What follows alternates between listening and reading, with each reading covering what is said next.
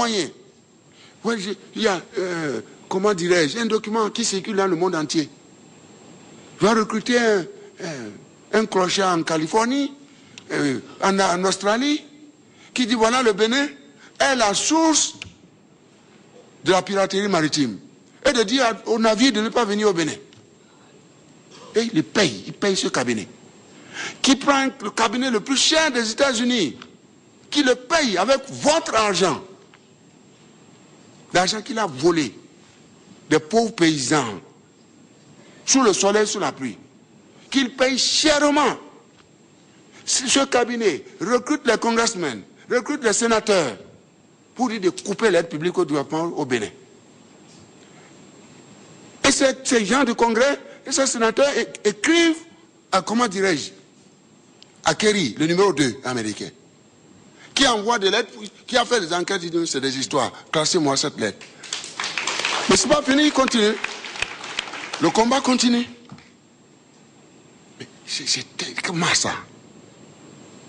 Comment on peut vendre son... Aujourd'hui, vu tout ce qui a été fait, c'est devant eux que le port de Cotonou est tombé, s'est effondré en pleine crise du PVI.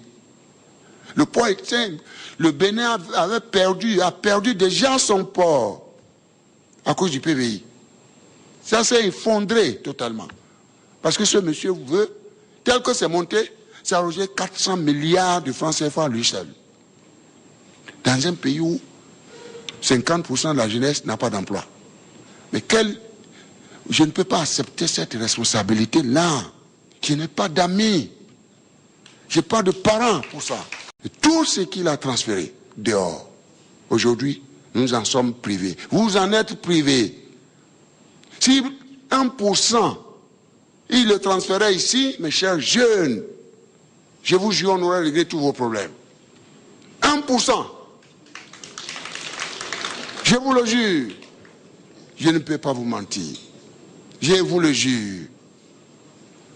C'est triste ce qui nous arrive. C'est triste. Et ce qu'on lui a confié, prenons le coton, tout le temps qu'on lui a confié, qu'on dit, l'État n'a qu'à se désengager, ça ne se fait nulle part.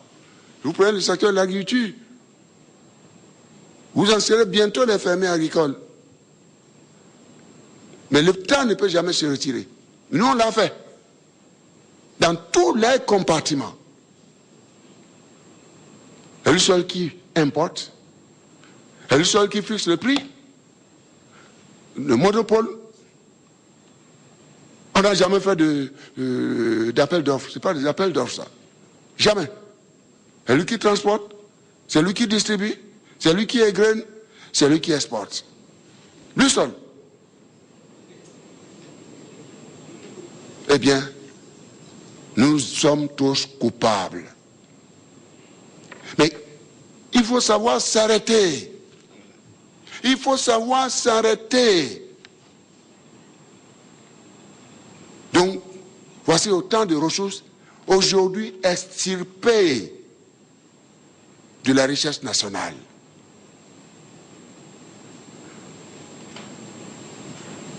Voyez, deuxième acte. Mais utilisez cet argent maintenant pour déstabiliser la République. Détruire les institutions. Vous envoyez ces marches. Ce n'est pas une gouvernance syndicale, ça. Vous l'avez si bien dit. Je veux bien qu'on aille à la paix. Mais appelons un chat qui est dupe. Qui est dupe. Le peuple béninois doit savoir ce qui se passe.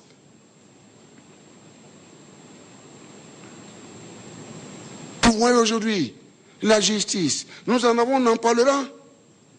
Doing business. La justice. Certains magistrats indélicats. Il y en a de bons. Il y en a de bons. Je vous le jure. Les syndicats, ils sont là. Et d'autres institutions aujourd'hui plus graves. Vous avez suivi tout ce qui se passe. C'est très grave. ce qui nous arrive. Il n'y a rien comme ça. Nous avons, vous voyez, puis il y en a qui ne veulent pas payer les droits de douane. Ils sont à peine 2 ou 3 qui veulent ensanglanter notre pays, déstabiliser les institutions. L'argent est roi. Comment nous allons régler cela, mes chers compatriotes? La raison est là. Je ne peux pas vous faire de choses. Ce n'est pas une gouvernance syndicale, ça. Non. Je leur parle. Je les adore chacun. C'est mes frères. Ils doivent absolument faire demi-tour. Absolument. Et respecter l'ordre constitutionnel de notre pays. La question de la corruption, c'est celle-là qui nous divise aujourd'hui. Et ceux qui reçoivent l'argent, est-ce qu'ils en ont distribué? Je prends le corps des enseignants. Nous avons près de 55 000 enseignants au cours de 52 000. Les ministres sont là pour vous donner des détails. Ces 52 000 ont reçu quelque chose? Il y a à peine 3, 4, 5, 6 qui prennent l'argent et qui font le tour du pays. Mais vous qui suivez bêtement, vous avez reçu quoi? On vous fait la promesse, oui, vous allez marcher, on va demander le doublement des salaires. Mon gouvernement ne doit rien. On a fait ce que nous pouvons, à la limite de nos ressources. Le DGB est là. Il peut vous dire tout. Il peut vous dire tout. En 2006, il y avait 180 milliards d'arriérés salariaux. 180 milliards d'arriérés salariaux, mes chers compatriotes. Ça a été apuré. Mon gouvernement a payé cela. Aujourd'hui, mon gouvernement ne leur doit rien. Rien. Je vous le jure. Vous avez des pays qui ont 6 mois d'arriérés salariaux, 1 an, 2 ans. Déjà, tous les 20 du mois, ils sont virés. Qu'ils aillent au bureau ou pas. Ils peuvent décider de dormir dans leur maison et ne pas aller. Mais ce qui est choquant, qu'on trouve d'autres prétextes. Je ne sais pas l'incident qui a eu lieu. Et pourquoi j'ai dit au corps de la police, s'ils veulent marcher, laissez-les marcher. S'ils veulent aller à Porte-Nouveau, je vais commander les rangers pour eux. Ils vont marcher. Des rangers pour les policiers, mais encadrez-les. Et chacun doit s'engager à éviter les actes de vandalisme. Les actes de vandalisme. La discipline dans les rangs. Pas d'injures, pas de casse, pas de ceci. On peut marcher calmement et éviter des attaques verbales, violentes. C'est ça, la bonne éducation. Si on veut faire passer un message, on le passe dans la paix. Dans la paix et le respect de l'autre. J'entends tout.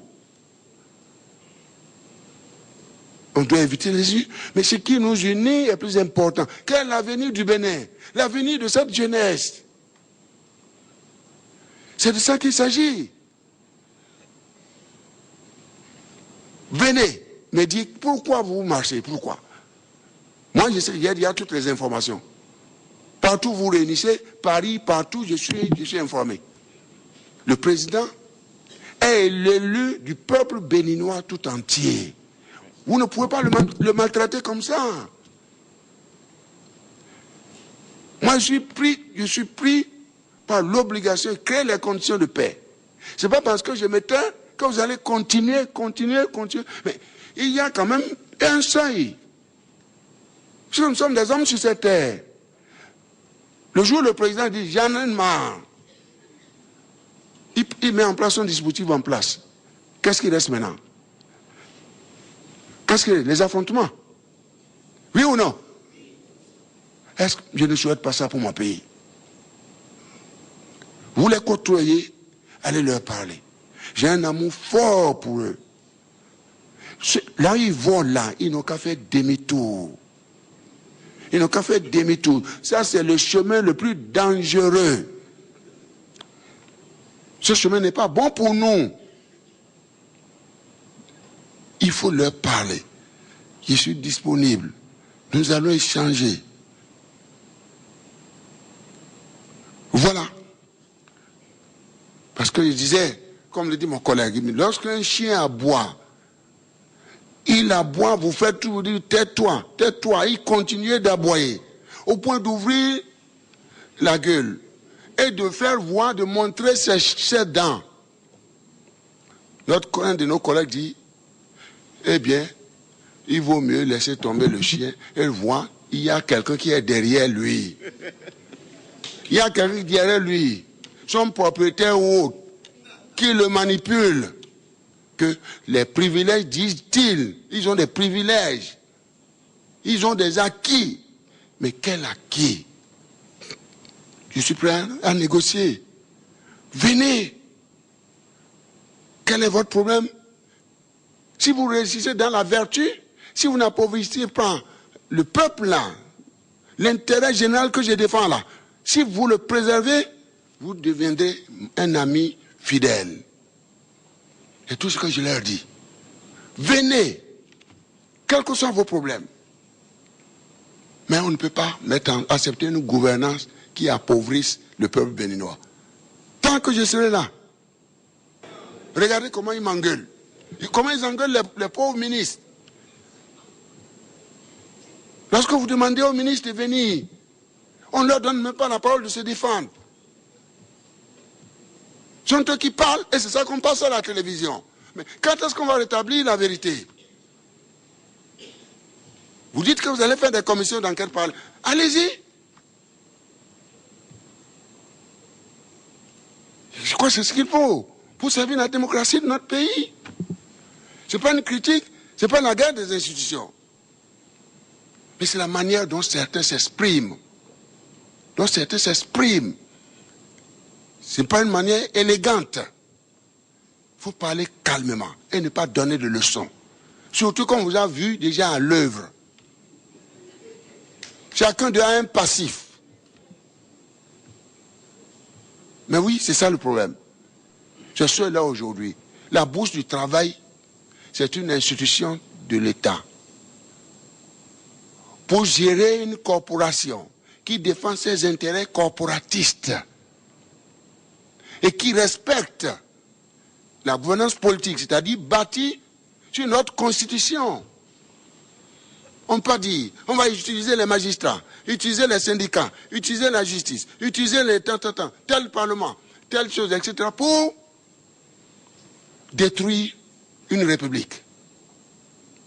Voilà leur schéma. Mais personne ne sortirait indemne de cette opération. Je ne le souhaite pas. Je ne le souhaite pas. Il faut qu'on se dise la vérité. Notre pays est connu par sa paix. Et ces messieurs, dites-leur, ils ne sont pas rejetés. Je suis ouvert qu'ils viennent. Qu'est-ce que je suis devant ce peuple, devant vous? Donc voilà ce que je tenais à vous dire. La question de la lutte contre la corruption, il y a eu cette loi qui a été votée. Tout est dedans. Tout est dedans, cette loi-là. N'est-ce pas? Qui prévoit tout. Et ceci est fondamental. Et vous voyez, sur la répression, de toutes les répressions, ceci est vrai pour le secteur public, ceci est vrai aussi pour le secteur privé. Lorsqu'on parle de corrompus, il y a aussi des corrupteurs. Il faut s'occuper des corrupteurs aussi. Tout est lié. Je ne veux pas qu'on aille dans cette direction-là. Et que nous en finissions. Lorsque nous voulons construire un état de droit, il faut absolument que la justice soit au rendez-vous. Oui. On a réussi. Il y en a qui sont paralysés, qui ne veulent pas. Nous avons une institution, le Conseil supérieur de la magistrature, qui a procédé à des nominations. Et vous êtes des magistrats qui disent non. Mais où est l'esprit républicain? Qu'est-ce qu'on veut faire de ce pays? C'est le point d'interrogation, mes chers compatriotes. Vous êtes jeunes, je suis obligé de vous dire ce qui est dans mon cœur. Comment nous allons reprendre de manière à éviter de ternir l'image de notre pays. C'est dramatique. J'insiste beaucoup sur cette histoire de corruption. Pour la simple raison. Où est-ce qu'il nous est arrivé? Nous avons, au niveau du MCA, nous avons été éligibles 3 fois. Mais ces derniers temps, avec les crises qui sont venues, PVI, coton, tout port, tout ça là, plus des gens qui ne veulent pas payer les droits de douane, tout ça, eh bien, ça n'a pas raté. Les vues, les va pas. Quand même, moi, ou un ministre, bon, vous avez posé tel acte, allez vous expliquer devant la Haute Cour de justice. Je l'ai fait. Et je suis prêt à répondre moi aussi. Et pourquoi j'ai souhaité une réforme, la réforme de la Haute Cour de justice, conformément à la requête, disons, de Madame la Présidente. C'est une brave dame, une dame de fer. Que nos institutions ne soient pas des coquilles vides. Que les gouvernants soient jugés de par leurs actes. Je l'ai demandé. Et je suis prêt à tout moment. Lorsque, eh bien, mon immunité présidentielle aura été levée. Je suis prêt à répondre à tout. Mais les actes que j'ai posés, je ne l'ai pas du tout regretté. Ils sont 4, 5, etc. Allez vous expliquer. Parce qu'à un moment donné, je ne sais pas ce que vous avez fait. Oh, il n'y a pas une autre institution pour vous écouter. N'est-ce pas? Si on était bien organisé, c'était bien fait, allez vous expliquer, cela ne veut pas dire que vous êtes déjà condamné. Mais ainsi est constituée notre constitution, notre loi fondamentale. Mais je l'ai fait pour donner la preuve que je veux être sincère. Je suis sincère. Il y a plus de 200 dossiers aujourd'hui qui moisissent à la justice. Plus de 200, sans suite. À un moment donné, j'ai dit, mais le ministre qui était là, il est parti. Pourquoi les dossiers traînent? Il dit, oui, la justice a besoin des informations complémentaires. A envoyé les dossiers à la brigade économique, au commissariat central, ou à la gendarmerie, etc. On a besoin des moyens, de l'argent. On a décidé que les structures soient renforcées. Pour que les informations complémentaires soient recueillies par la justice. Peut-être que c'est aujourd'hui que les dossiers vont sortir. Mes chers compatriotes, si la justice n'est pas au rendez-vous, comment nous allons mettre fin à l'impunité? Puisque nous avons fait le choix d'un état de droit. Le président ne peut plus aller toucher quelqu'un. Il va aller chercher de l'encre rouge pour mettre, voilà, il m'a tapé. Et ternisse mon image sur le plan international. Mais j'allais dire, ils ternissent l'image de notre pays. Ils ont fait le choix. Et quelqu'un vole, vous le poursuivez, on trouve toujours une raison. Parce qu'il est de telle partie du pays, parce qu'il est etc. Et les syndicats vont visiter. Vont aller dire pourquoi il a enlevé. Vont faire ici, vont aller, etc. C'est du syndicalisme ça, là. C'est des politiques. C'est des partis politiques. La bourse de travail est un quartier général des politiciens. Ce sont des syndicats, ça. Je vous le jure, au nom de Dieu. Je leur ai dit. J'ai dit ça à moi, quand vous... Oh, moi, il m'appelle, c'est un grand ami que j'aime bien. Quand il me suit, il n'a qu'à rire. Je ris, vous voyez. Avant de prendre la parole, dites-moi, vous me parlez en tant que syndicaliste ou en tant que politique? Il me dit les deux. Il m'a dit les deux. Donc il n'a pas nié, je le remercie infiniment. C'est pourquoi je l'aime beaucoup. Je l'aime bien. Bon, maintenant il est devenu sage. C'est cette sagesse que je veux qu'il transmette maintenant aux autres. Pour que notre pays recouvre sa paix définitive. lever l'anxiété, la quiétude de nos populations, qui se débattent pour sortir de la pauvreté, de cette jeunesse qui se débat pour sortir de la pauvreté. Il ne faut pas créer d'autres problèmes. Donc voilà, chers amis, j'ai voulu insister sur ça. La justice n'étant pas au rendez-vous, l'impunité s'accroît. Et si l'impunité s'accroît, la corruption ne peut que se généraliser. Mais le président de la République seul ne peut pas. C'est que j'ai dit, de cette corruption, ça va être de la corruption, non aussi bien aussi au sein de l'administration, au sein du secteur public, au sein du secteur privé également. Ce dernier se trompe. Qui donne l'argent, aller marcher, aller choses. Qui paye les impôts? Parce que nous transmettre la chaleur. Non, nous allons vous dire, bon, vous allez payer les taxes. Donc vous payez, vous perdez doublement. Au même moment, ils veulent qu'on supprime les taxes. Ils ne veulent pas payer les droits de douane. Ils ne veulent rien payer. Comment on va faire? Construire les infrastructures, offrir l'emploi à la jeunesse. Comment? Pas de miracle. Un homme d'affaires, il est fait pour faire ses affaires. Il doit venir voir le gouvernant. Voilà, levez-moi, c'était l'obstacle. Nous avons souffert, nous en avons souffert. Maintenant que nous avons une chambre de commerce, nous aurons maintenant une espèce de courroie de transmission.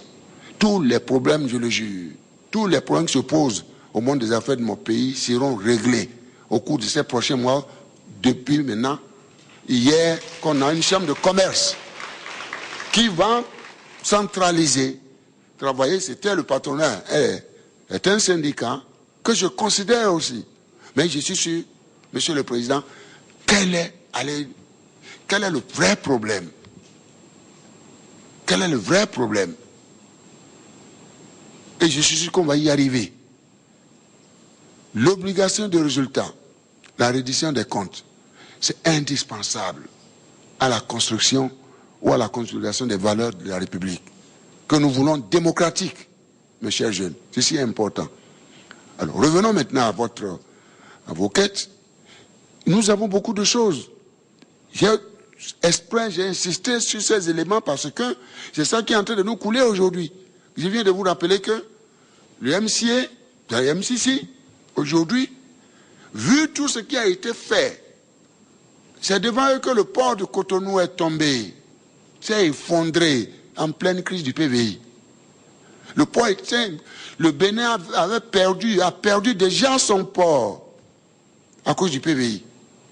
Ça s'est effondré totalement.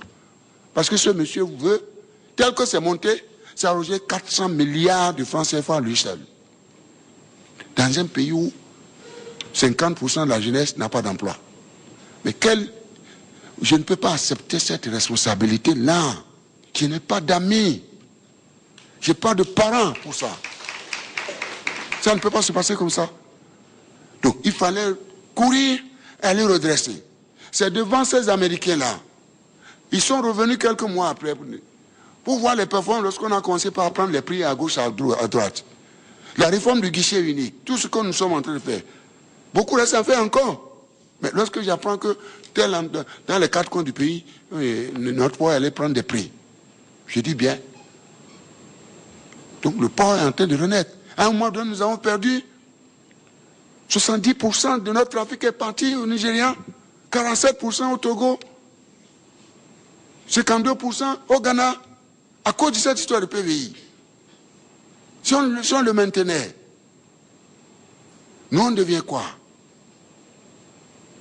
Un pays qui veut jouer le rôle de transit.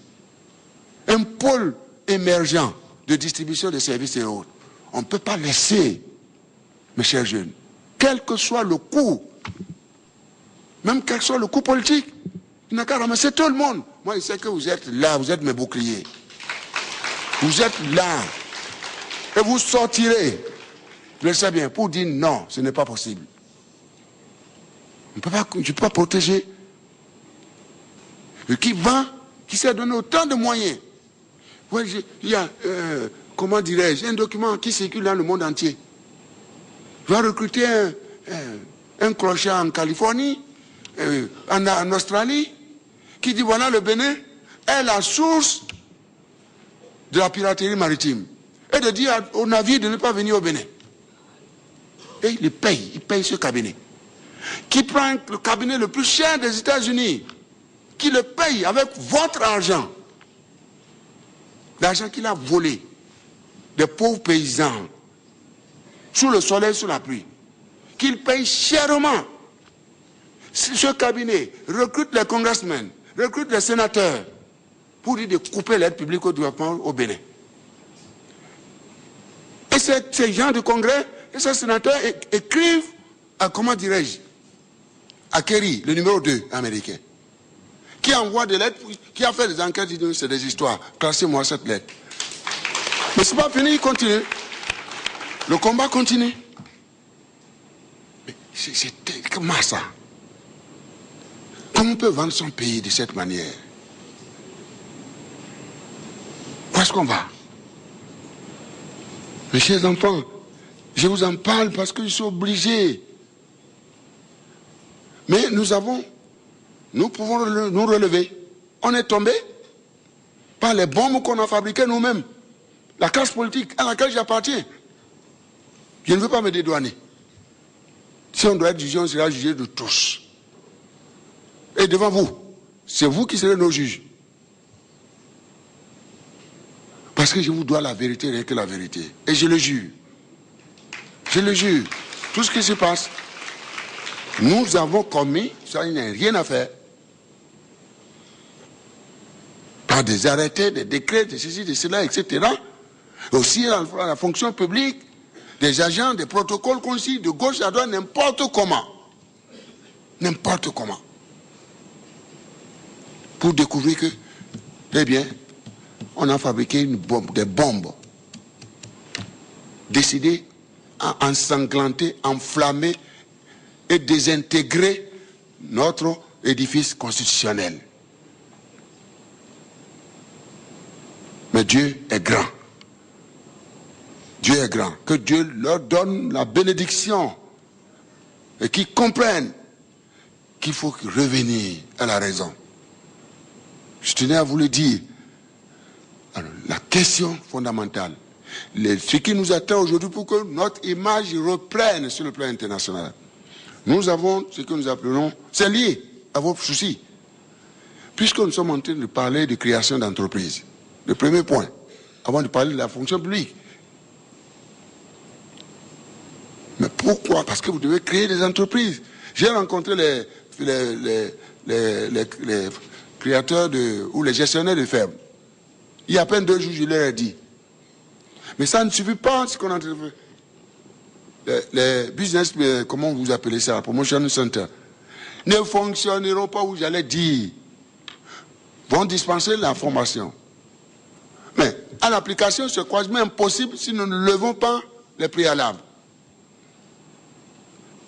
Que nous soyons dans l'agriculture, que nous soyons dans l'agroalimentaire, que nous soyons dans le bâtiment, que nous soyons dans les transports, dans les services, la logistique, le commerce, le tourisme, l'artisanat, la culture, etc., etc., la logistique, etc.